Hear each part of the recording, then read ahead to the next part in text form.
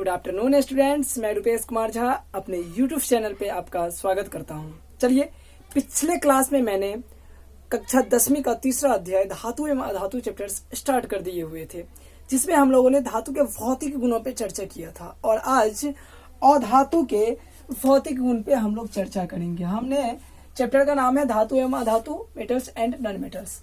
धातु के भौतिक गुणों पे हमने चर्चा कर लिया था। आज हम अधातु के भौतिक गुण पे चर्चा करेंगे। क्या करेंगे? अधातु के भौतिक गुण पर, भौतिक गुण पर चर्चा करेंगे। चलिए देखिए, सबसे पहले बात की अधातु ये कैसी पदार्थ है। अधातु ये कैसी पदार्थ है? तो ब्रोमीन को छोड़ करके जितने भी अधातु हैं सब ठोस एवं गैस के रूप में पाई जाती है। ब्रोमीन को छोड़ करके जितने भी अधातु हैं सब ठोस एवं गैस के रूप में पाई जाती है। समझ गए? चलिए अब इसको हम टॉपिक बाय टॉपिक लिख देते हैं। पहला,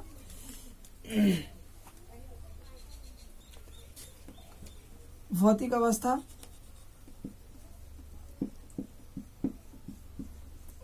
भौतिक अवस्था। दूसरा में आ जाइए चमक। तीसरा में आ जाइए आप लोग ऊष्मा एवं विद्युत।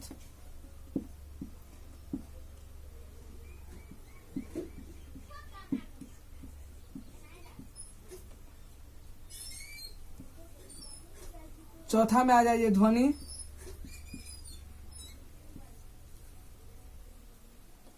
पांचवा में आ जाइए ऑक्साइड।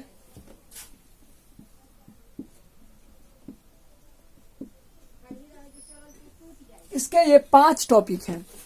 इसके ये 5 टॉपिक हैं, जिसका एक और टॉपिक बढ़ा दीजिए, विद्युत का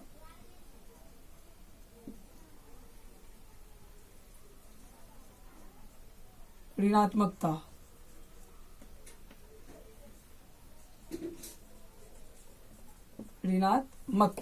चलिए 1 2 3 4 5 6, इसका 6 टॉपिक है। बस 6 मेन पॉइंट्स है, यानी अधातु के भौतिक गुण का 6 पॉइंट्स हैं। चलिए इन 6 पॉइंट्स का हम लोग वर्णन करते हैं, अच्छा से समझते हैं। जैसे हमने धातु के सभी पॉइंट्सों पे चर्चा किए हुए थे और हम लोगों ने अच्छा से पढ़ा पिछले क्लास में, आप लोग रिवाइज कर लीजिएगा। आज हम उससे आगे चर्चा करते हैं। चलिए, भौतिक अवस्था में इसका धातु का भौतिक अवस्था कैसा होता है। तो कहने का मतलब अभी बताएं आप लोगों को कि ब्रोमीन को छोड़ करके जितने भी अधातु हैं सब क्या है?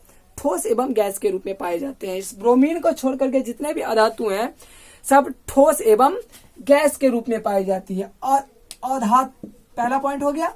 दूसरा पॉइंट पे आ जाइए चमक।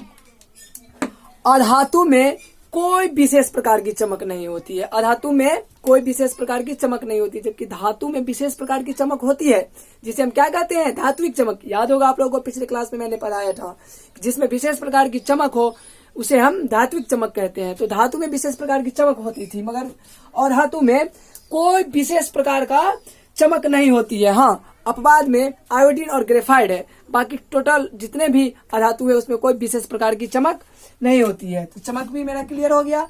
ऊष्मा एवं विद्युत। जी हाँ, ऊष्मा एवं विद्युत अधातु का क्या होता है? ऊष्मा एवं विद्युत अधातु का कुचालक होता है। कुचालक मतलब क्या? एक स्थान से दूसरे स्थान पे नहीं जाने वाला। कुचालक मतलब एक स्थान से दूसरे स्थान पर नहीं जाने वाला। कुचालक का अर्थ समझ गए आप लोग? एक स्थान से दूसरे स्थान पे नहीं जाने वाला। चलिए, इसके बाद ऊष्मा एवं विद्युत भी हो गया। ध्वनि। उस अधातु में कोई विशेष प्रकार की ध्वनि नहीं होती है। जैसे धातु में विशेष प्रकार की ध्वनि होती है, जिसपे टन खट की आवाज, झंझनाहट की आवाज आता हो, यानी धातु में विशेष प्रकार की चमक होती थी जिसमें टन खट झंझनाहट की आवाज आता हो, मगर अधातु में कोई विशेष प्रकार की चमक नहीं है। जैसे हमने बोर्ड पे धक्का मारा, ये धप का आवाज आया, तो इसमें कोई विशेष प्रकार की ध्वनि नहीं है। तो ध्वनि भी हो गया। अधातु में कोई विशेष प्रकार की ध्वनि नहीं होती है। ऑक्साइड। अधातु में कैसा ऑक्साइड पाया जाता है? अधातु में अम्लीय ऑक्साइड पाया जाता है। कैसा पाया जाता है? अम्लीय ऑक्साइड पाया जाता है। विद्युत का ऋणात्मकता, जी हाँ, अधातु में विद्युत का ऋणात्मकता पाया जाता है। अधातु में विद्युत का ऋणात्मकता पाया जाता है। तो अभी हम लोगों ने अधातु के भौतिक गुणों पे चर्चा की है। अभी हम अधातु के भौतिक गुणों पे चर्चा की है। चलिए, इतना पॉइंट्स पढ़ने के बाद, इतना पॉइंट्स पढ़े हैं हम लोग, 5 पॉइंट्स पढ़े हैं। भौतिक अवस्था, अधातु के भौतिक अवस्था, चमक, उष्मा एवं विद्युत, ध्वनि, ऑक्साइड और विद्युत का ऋणात्मकता। हमने 5-6 पॉइंट पढ़ा। अभी आप 5-6 पॉइंट में आप लोगों के मन में एक क्वेश्चन आता होगा। क्या आता होगा? आप लोगों के मन में एक क्वेश्चन आता होगा कि ऐसा कौन सा गैस है जो कमरे के ताप पर द्रव्य की अवस्था में रहती है। बहुत ही अच्छा क्वेश्चन है, एग्जाम में पूछने योग्य क्वेश्चन है।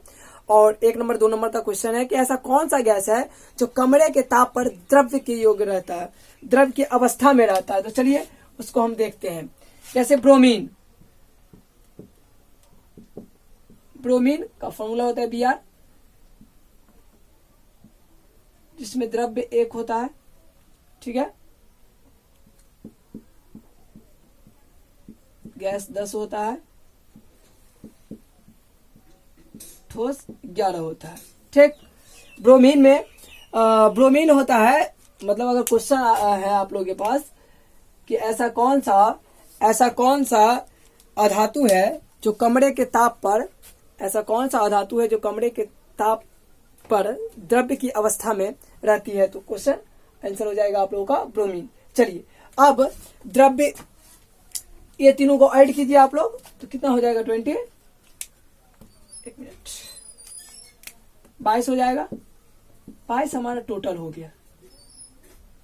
क्या? अधातु। 22 हमारा टोटल अधातु हो गया। चलिए, 22 हमारा टोटल अधातु हो गया। तो हम लोगों ने अभी अधातु के भौतिक गुणों पे चर्चा किया। पिछले क्लास में मैंने धातुओं के भौतिक गुण पे चर्चा किया था। अभी हम लोगों ने अधातु के भौतिक गुणों पे चर्चा किया। आप लोगों ने सिंपली समझ गया कि भौतिक अवस्था इसका ब्रोमीन को छोड़ करके जितने भी अधातुएं हैं सब ठोस एवं गैस के रूप में होती है। अधातु में कोई विशेष प्रकार की चमक नहीं होती है। उष्मा एवं विद्युत का अधातु कुचालक होता है। कुचालक मतलब एक स्थान से दूसरे स्थान पे नहीं जाने वाला। अधातु में कोई विशेष प्रकार की ध्वनि नहीं होती है। अधातु में अम्लीय ऑक्साइड पाया जाता है। विद्युत का ऋणात्मकता अधातु में पाया जाता है। अब हम लोग बात करेंगे धातु के रासायनिक गुण पे।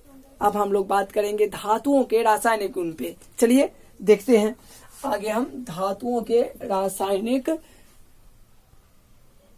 देखिए, धातुओं के रासायनिक गुण नाम से ही स्पष्ट है। रासायनिक गुण मतलब रिएक्शन करने वाला गुण। रासायनिक गुण मतलब रिएक्शन करने वाला, एक दूसरे से रिएक्शन करने वाला। कहने का मतलब कि धातु किस चीज से अभिक्रिया कर रही है, इसके बारे में इस पे हम लोग चर्चा करेंगे। पहला टॉपिक इस पे हम देखते हैं धातु को वायु के साथ अभिक्रिया। धातु को वायु के साथ अभिक्रिया। अच्छा, एक बात और, आप लोग को मन में आता होगा कि वायु में ऑक्सीजन ही क्यों लेते हैं। आप लोगों के मन में आता होगा कि वायु में ओ ही क्यों लेते हैं, ऑक्सीजन ही क्यों लेते हैं, आता होगा। तो वायु में मुख्यतः 2 गैस पाई जाती है। वायु में मुख्यतः 2 गैस पाया जाता है, पहला नाइट्रोजन तो दूसरा ऑक्सीजन। चलिए, तो नाइट्रोजन और ऑक्सीजन, नाइट्रोजन का कोई वो नहीं होता है, इसलिए ऑक्सीजन ले लिया जाता है।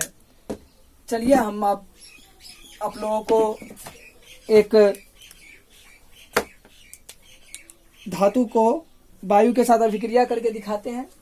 धातु अगर वायु के साथ अभिक्रिया कर जाता है, यानी धातु, वायु मतलब ऑक्सीजन, तो यहां लिखिए धातु प्लस ऑक्सीजन। धातु ऑक्सीजन के साथ अभिक्रिया करके क्या बना लेगा? धातु ऑक्साइड।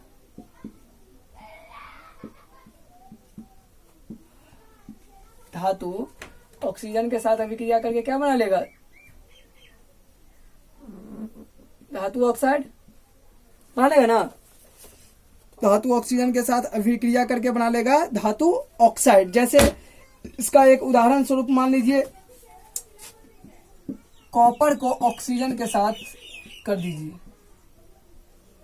कॉपर को ऑक्सीजन के साथ अभिक्रिया कर दीजिए। तो कॉपर को ऑक्सीजन के इसको रिएक्शन कर दीजिए, ठीक है, तो कॉपर ऑक्साइड बन जाएगा। इसी तरह धातु को हमने वायु के साथ रिएक्शन करवाया अभी। इसके बाद आप लोगों का दूसरा पॉइंट आता है, आप लोग के सिलेबस से ही हम पढ़ा रहे हैं, उभयधर्मी ऑक्साइड।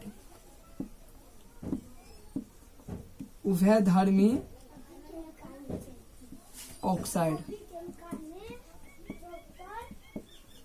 उभयधर्मी ऑक्साइड, इस बहुत ही अच्छा रिएक्शन का एक पॉइंट है उभयधर्मी ऑक्साइड। चलिए इसमें हम देखते हैं उभयधर्मी ऑक्साइड क्या होता है। उभयधर्मी ऑक्साइड क्या होता है? वैसे धातु जो अम्ल तथा क्षारक दोनों से अभिक्रिया करके जल तथा लवण प्रदान करता है। वैसे धातु जो अम्ल तथा क्षारक दोनों से अभिक्रिया करके लवण तथा जल प्रदान करता है, तब उसे हम उभयधर्मी ऑक्साइड कहते हैं। समझ गए? तो आज हम लोगों ने इतना पढ़ा। आज तक हम लोगों ने धातुओं के भौतिक गुणों पे चर्चा किया और धातु के भौतिक गुणों पे चर्चा किया और धातु के रासायनिक गुण पे चर्चा किया।